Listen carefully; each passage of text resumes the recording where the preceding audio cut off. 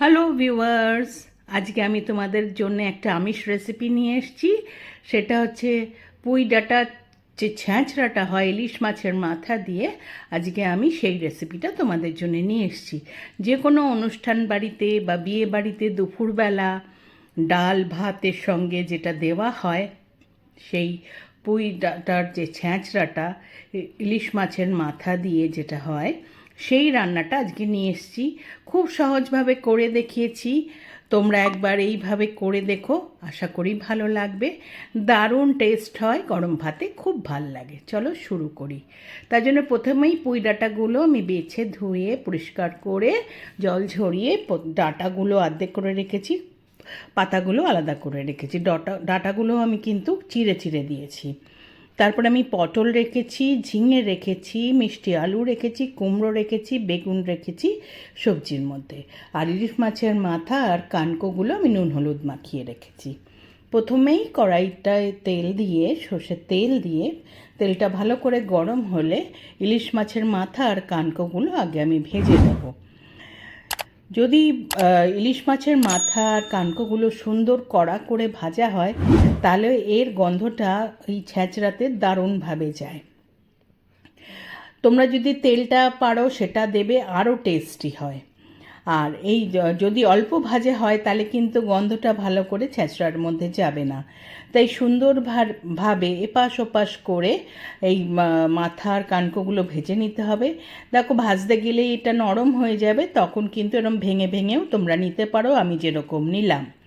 তাহলে এইভাবে ভেঙে নিয়ে আমি আরেকটু ভেজে নেব। যখন সুন্দর কড়া করে ভাজা হয়ে যাবে, দেখো আমার মোটামুটি ভাজাটা হয়ে এসছে। এইবার আমি ভাজাগুলো কড়াইয়ের থেকে তুলে নেব।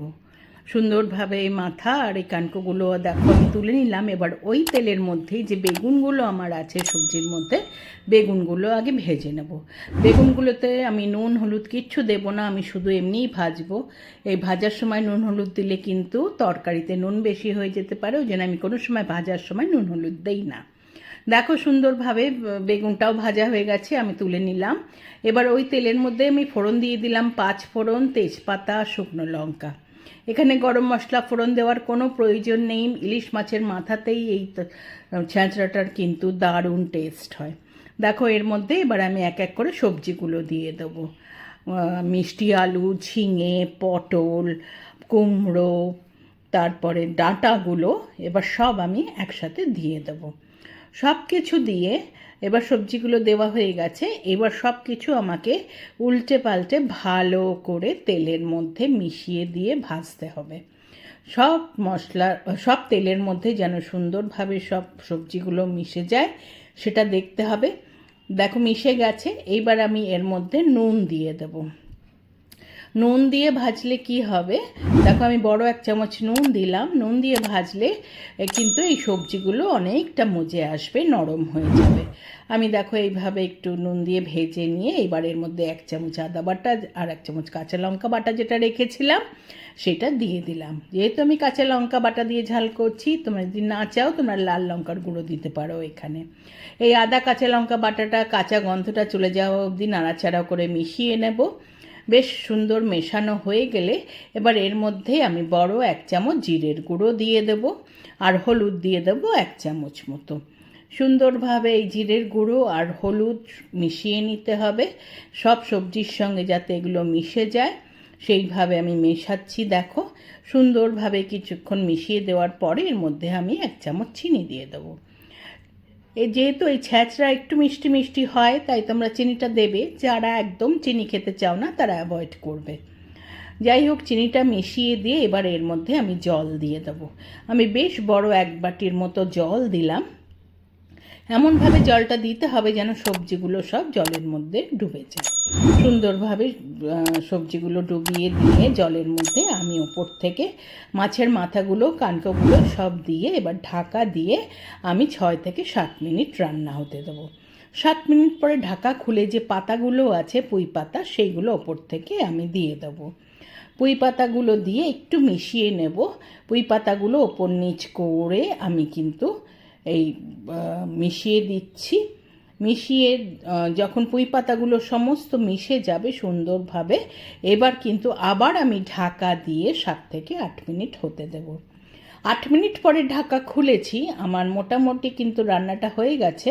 ওপর থেকে 2টো কাঁচা লঙ্কা দিয়ে এইবার আমি ওপর নিচ করে দেখাচ্ছি। দেখো, যেহেতু সবজি পাতা সব ছিল তাই অনেকটা জল বেরিয়েছে, তাই এখন নাড়াচাড়া করে আমাকে এই জল শুকাতে হবে। দেখো, এর মধ্যেই নাড়াচাড়া করতে করতে আমি মাছের মাথা যেটা গোটা ছিল সেটা ভেঙে দিলাম, যে বেগুনগুলো ছিল সেগুলোও দিয়ে দিলাম। এই বেগুনগুলো দেওয়াতে এবার বেগুনটা অনেকটা ঝোল টেনে নেবে। বেগুনও সুন্দরভাবে কিন্তু সবজি মাছের মাথা সব একসাথে মিশিয়ে দিতে হবে, তাহলে বেগুনের মধ্যেও সব মশলা সব কিছু ঢুকে যাবে। এইভাবে বেশ কিছুক্ষণ নাড়াচাড়া করতে হবে, যতক্ষণ না বেশ মাখো মাখো হয়ে শুকনো হয়ে যাবে। ঝোল ঝোল রাখলে কিন্তু এই তরকারিটা ভালো লাগবে না। দেখো, আমার মোটামুটি শুকনো হয়ে গেছে, বেশ মাখো মাখো হয়ে গেছে। এবার আমি গ্যাস বন্ধ করে একটা সার্ভিং বলে সার্ভ করে দিলাম। গরম ভাতে এটা দুর্দান্ত খেতে লাগে। একদম অনুষ্ঠান বাড়ি বা বিয়ে বাড়িতে দুপুরে যেটা আমাদের ভাত ডাল সঙ্গে দেয়, সেই ছ্যাঁচড়াটা কিন্তু এইভাবেই তৈরি হয়।